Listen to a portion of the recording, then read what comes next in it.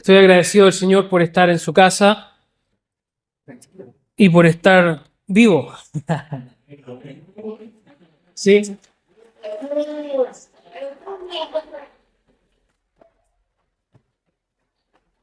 es una bendición del Señor.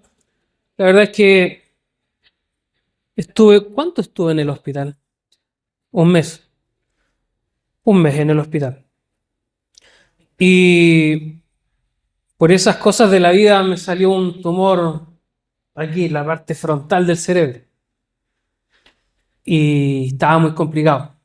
Hace mucho tiempo, hace ya casi un año, me había empezado una crisis de una alteración del ánimo. Fui al psicólogo, fui al psiquiatra, estaba con pastillas y gracias a eso no hice convulsiones ni nada de eso gracias a esas pastillas. Después empecé al tiempo con unos dolores de cabeza terribles, eran horribles los dolores. Día y noche, semana completa. Y fuimos al médico, nos pidieron hacer una radiografía, ¿cómo se llama? Una resonancia al cerebro. Y el tecnólogo dijo, vayan al tiro a ver un neurólogo porque yo veo algo malo. Fuimos donde el neurólogo nos atendió un rato y dijo, tienen que ir a hospitalizarse inmediatamente porque ahí hay una masa que no corresponde. Era un tumor. Y llegamos al hospital, me internaron al tiro y me taparon en pastillas. Y el problema del ser humano, en general, es que cuando se toma una pastilla, se automedica y se le quita el dolor, se acaba el problema, ¿no? No se preocupa más. Y a mí me dijeron, deje de tomar al tiro esos migranol, esos cefalmín, porque esos me quitaban el dolor. Y me taparon en pastillas, en muchas pastillas. Pero en ese proceso vi cómo la mano de Dios me fortalecía, ¿no? Sentí sus oraciones, las oraciones de mi familia, de otros hermanos en otros lugares. Y mi esposa me decía, ¿estáis tranquilo? Sí, tranquilo. Yo estoy tranquilo porque confío en el Señor. Y si me tengo que morir, me voy a morir, no hay problema. De hecho, habían abierto una vacante antes que yo me muriera, ya había abierto una vacante aquí en la iglesia, estaban buscando otro ministro. Si rey muerto, rey puesto y se acabó el problema. Sin embargo, el Señor tiene planes para nosotros y nos sostiene. Y uno de esas reflexiones que envía nuestro hermano Alejandro en el grupo de la iglesia, había una palabra que me fortaleció mucho. Fue cuando a Jeremías le piden oración y Jeremías dice, voy a orar por ustedes, y el Señor le dice a ellos que se queden donde están. La pueden estar pasando mal, pero quédense donde están porque aquí los voy a bendecir. Y esa palabra me tocó mucho el corazón, porque a veces somos cristianos y confiamos en Dios cuando nos va bien. Pero cuando tenemos un tumor en la cabeza con riesgo de muerte, ¿seguimos confiando en el Señor? ¿Creemos que el Señor va a cuidar a nuestra familia? ¿Creemos que el Señor va a obrar aunque nosotros no estemos? Y ahí se pone difícil, cuesta arriba.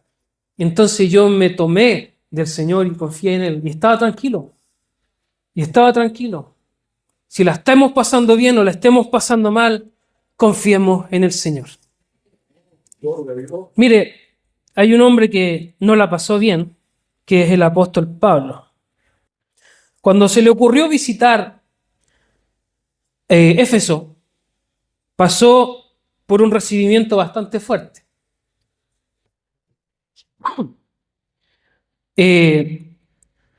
Primero, cuando llega a Éfeso, se junta con unos discípulos, con unos creyentes. Éfeso es una ciudad muy, ¿cómo es la palabra? Se me fue la palabra. Pero tiene que ver con esto de que tenía sus propios dioses, ¿no? Artemisa, de hecho, era la diosa más importante. Tenían un templo de Artemisa. Pero cuando se junta con unos creyentes, él les pregunta, y le dice, ¿recibieron el Espíritu Santo cuando fueron bautizados? Y ellos le dijeron, ni siquiera sabemos qué es el Espíritu Santo, no tenemos idea. Perfecto. Entonces, ¿qué bautismo recibieron? Y ellos le dicen, fue el bautismo de Juan. Y Pablo le dice, pero ese bautismo llama al arrepentimiento, exige arrepentirse del pecado. Entonces, Pablo toma la iniciativa y los bautiza. Y cuando los bautiza, cae sobre ellos el Espíritu Santo y empiezan a hablar en lenguas. Y hablaron públicamente en lengua.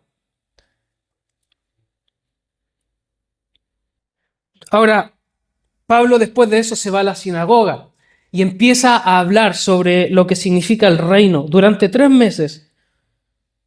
Y gente se opuso a este tipo de evangelio, porque en ese tiempo la cristiandad estaba recién abriéndose a los gentiles.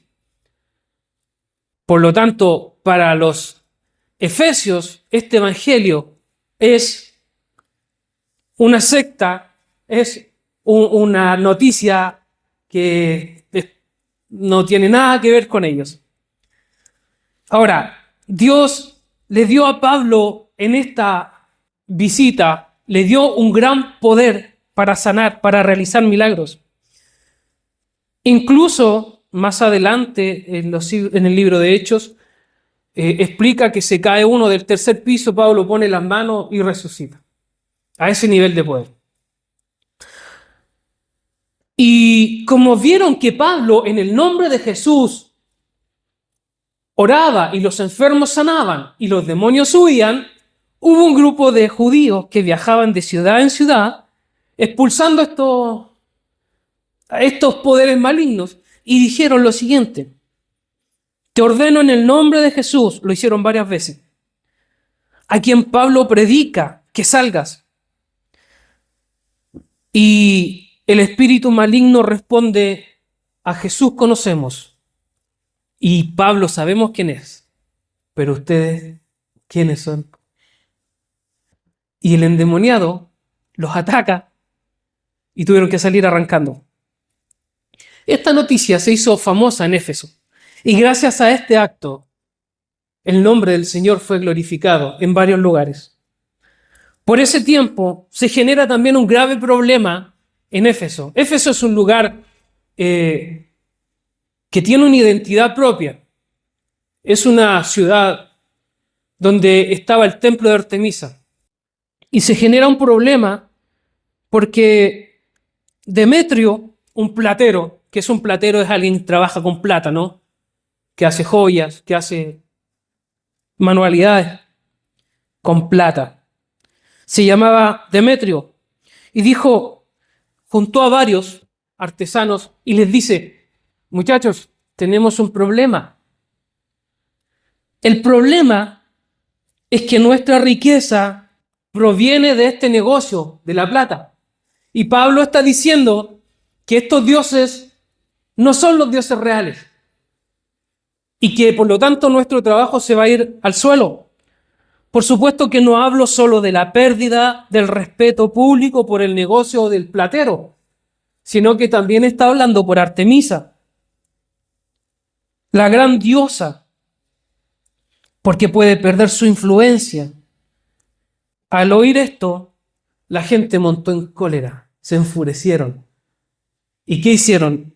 Empezaron a gritar, grande es Artemisa de los efesios. Y fue tanto la algarabía y el problema y el enojo que pasó casi lo mismo que pasó en Argentina con la Universidad de Chile. ¿Sí? Se empezaron a agarrarse. Estamos en cuarto, amigos. Y esto lo llevaron al anfiteatro. Llegó tanta gente que empezaron a gritar, grande es Artemisa de los efesios. Y adentro había un griterío y algunos gritaban una cosa y otros gritaban otra cosa y otros no sabían por qué estaban ahí, pero estaban ahí. ¿Ya? ¿Qué suele pasar? En la muchedumbre hay gente que ya si ve una marcha, nos sumamos a la marcha, no sé qué vamos a hacer, pero vamos. fue eso. Adentro había un griterío y la mayoría ni siquiera sabía por qué estaba allí. Pero gritaban: grande es Artemisa de los Efesios, grande es Artemisa de los Efesios. Por fin, después llegó un alcalde, el alcalde de Efesios, a callarlos, logró callar lo suficiente para que pudieran hablar. Y él les dice: hasta ahora no tenemos nada, pero absolutamente nada de qué acusar a Pablo de lo que está haciendo. No hay ningún argumento. Pero si tienen algo de qué quejarse, vayan y preséntenlo. Si tienen algún caso contra ellos, la corte está en sesión, pueden ir a hacerlo, a quejarse y lo ven. No hay ningún problema. Esta fue la oposición y el recibimiento que tuvo Pablo y su equipo de trabajo, porque no andaba solo, cuando llegó a Efesios. Yo le voy a pedir a usted que me acompañe ahora al libro de Efesios, capítulo 5.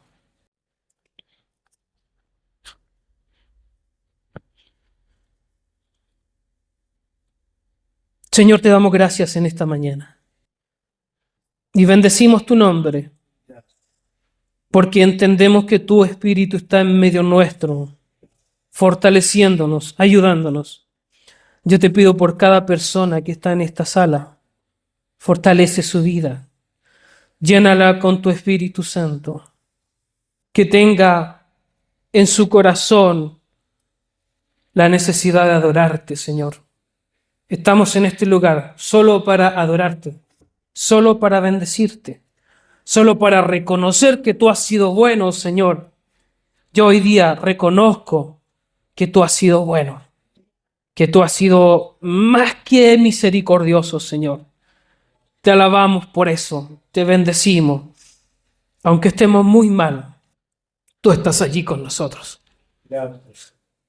Tú has estado siempre, Señor, en cada momento.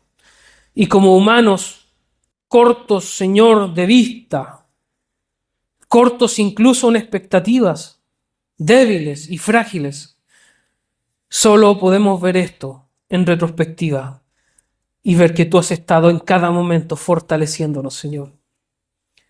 Gracias te damos. Gracias te seguiremos dando, Señor. A ti la honra, a ti la gloria, a ti la alabanza. En el nombre de Jesús. Amén.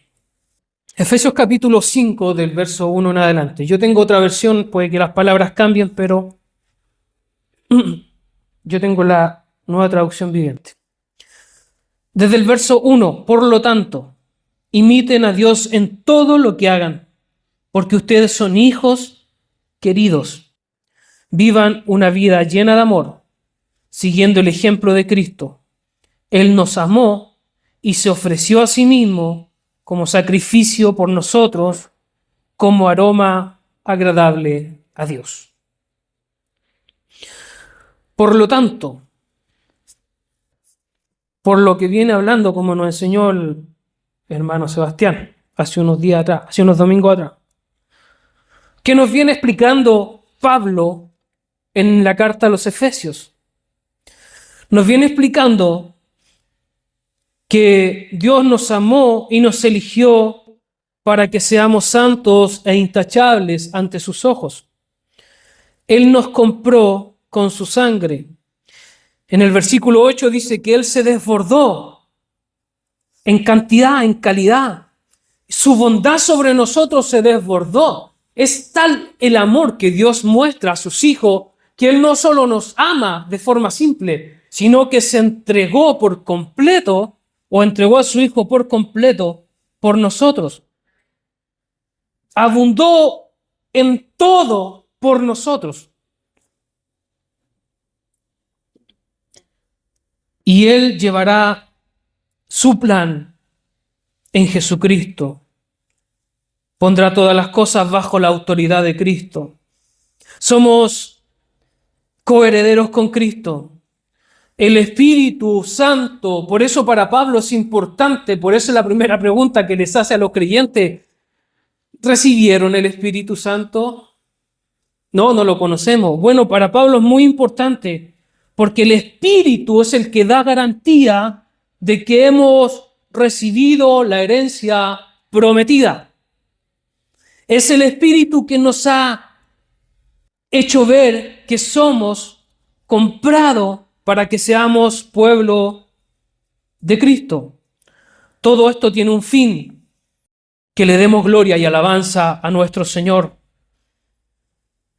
Pablo en el capítulo 3 ya vuelve y nos está explicando que antes estábamos muertos en pecado, obedeciendo al diablo, pero Dios nos resucitó juntamente con Cristo por misericordia, nos salvó por gracia, que no hay ningún mérito en nosotros, no somos salvos porque tengamos algún mérito, somos salvos por gracia.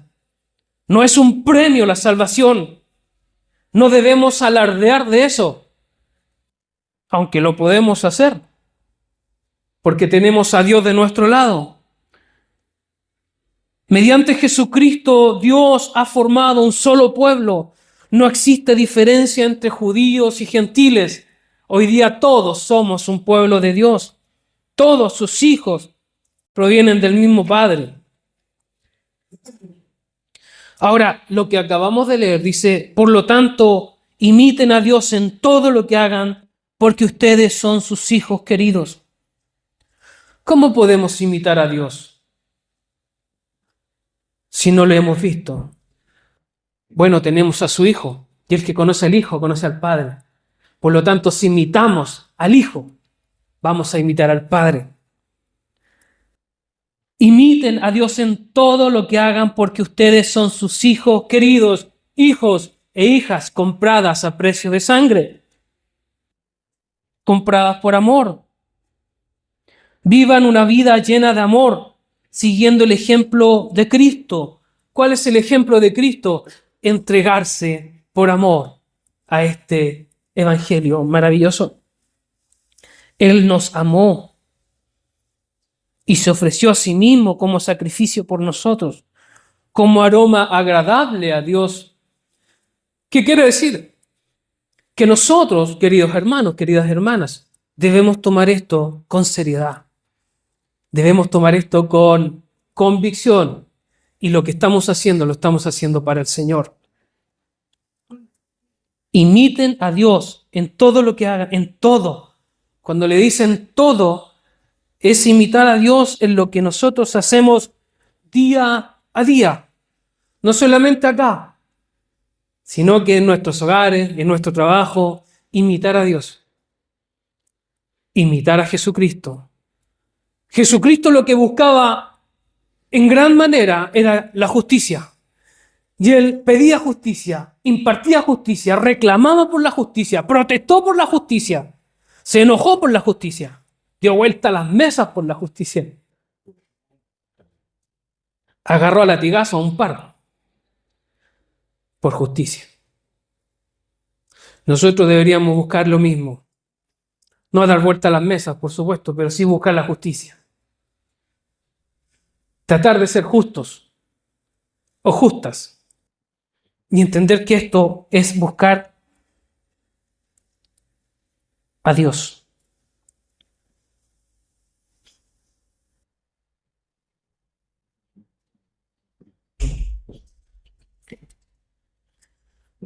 Yo quiero hacer un paréntesis en el sermón. Y quiero darle las gracias. Se me olvidó decirlo antes. Quiero darle las gracias a todas las personas que fueron, me visitaron, me preguntaron en este largo proceso de cómo estaba la salud. Yo les agradezco mucho sus oraciones. Les agradezco mucho que hayan ido a visitarme. Dentro de ella el hermano Manuel, la hermana Aurora, el pastor Francisco. La pastora Rosa también estuvo preguntando. Y así el hermano Alejandro. Gracias por ese apoyo. Yo me sentí muy apoyado y eso quizás me dio la valentía para pensar que Dios tenía el control de todas las cosas. Porque eso es importante. Dios, y hay que entregarse a esa verdad, queridos hermanos, queridas, hay que entregarse, y entregarse, se lo digo, hoy día puedo decirlo con autoridad, entregarse a la voluntad de Dios, que aquí sea lo que Dios quiera. Hay que hacerlo. El Salmo 27, aunque un ejército acampe contra mí, no temerá mi corazón. Aunque contra mí se levante guerra, yo estaré confiado.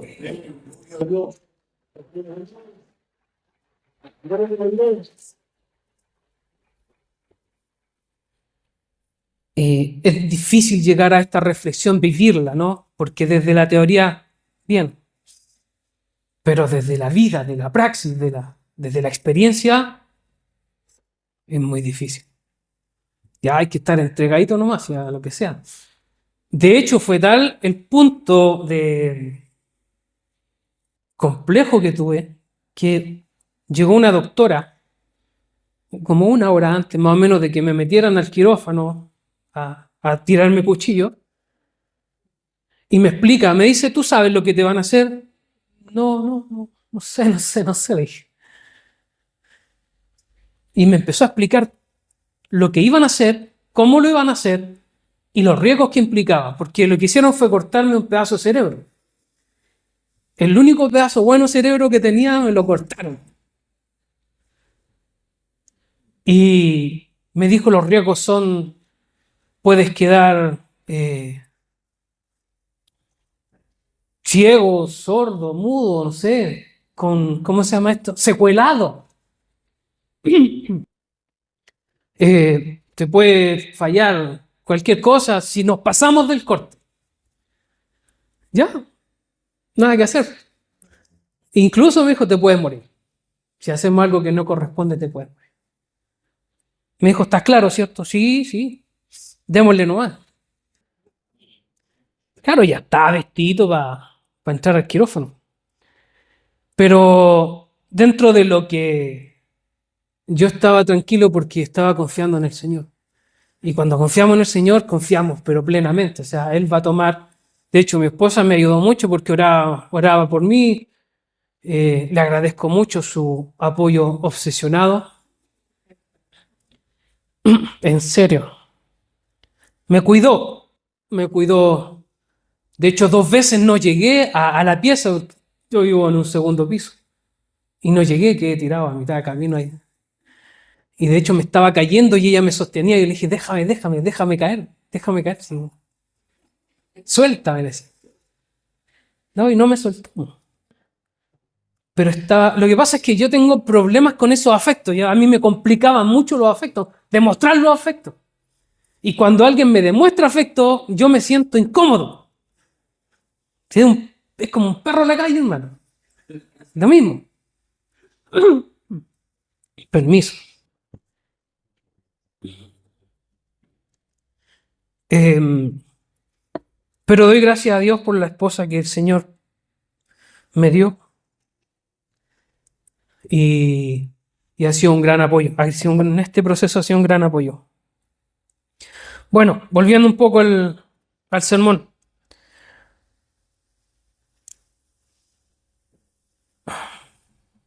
Estoy mal acá. Permiso.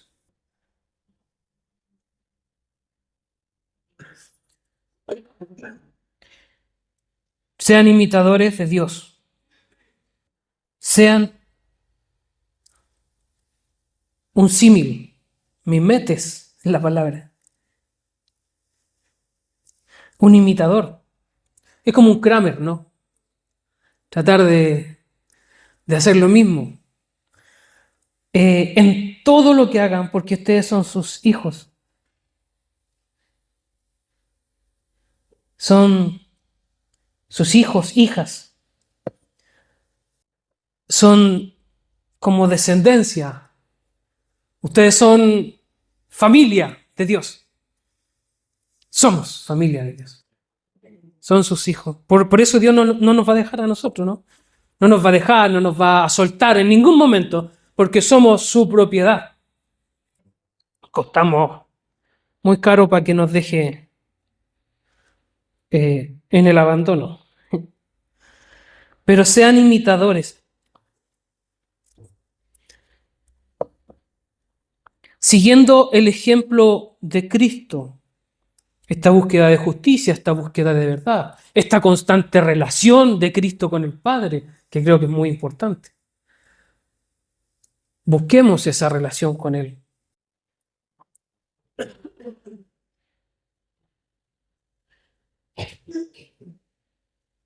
Y vivan una vida llena de amor, siguiendo el ejemplo de Cristo. Estén caminando alrededor de esto. O sea, consideremos la forma como hacemos las cosas.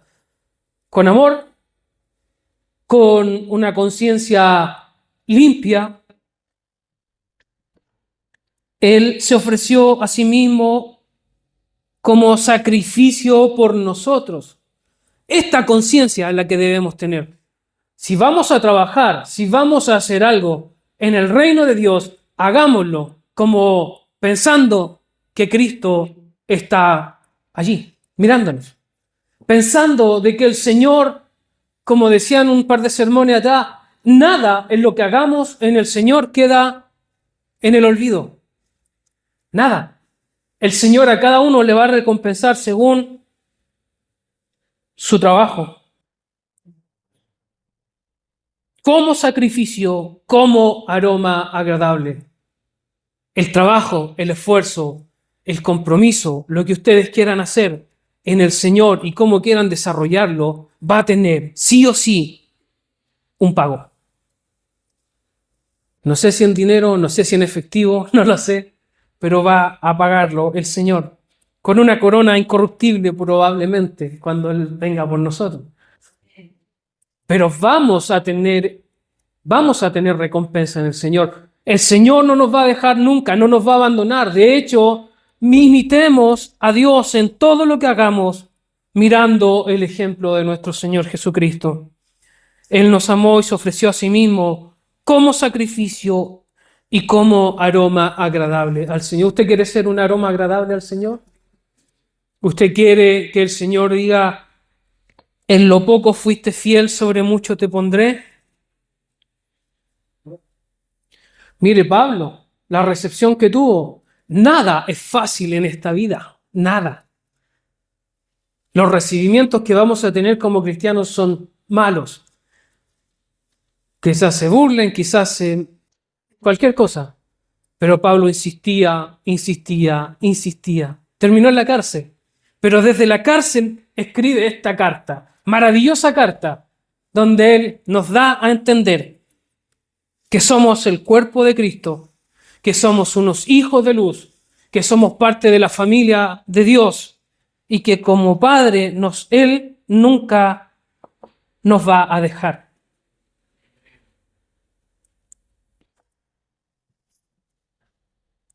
Pase lo que pase, queridos hermanos, queridas hermanas, es muy importante que tengamos claro que el Señor nos ama, que el Señor está con nosotros y que no nos va a dejar jamás, pase lo que pase. Por eso el salmista se sentía como pastoreado por el Señor.